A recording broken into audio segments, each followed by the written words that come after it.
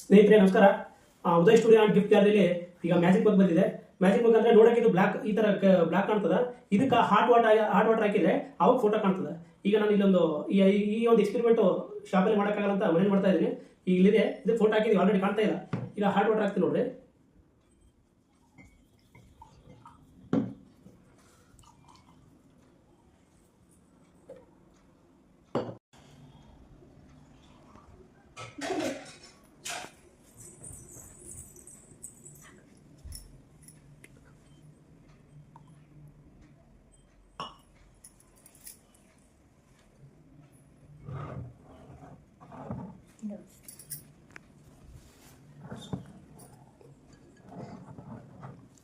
ಈ ಥರ hot water ಹಾಕಿದರೆ ಮಾತ್ರ ಇದು ಫೋಟೋ ಕಾಣುತ್ತೆ.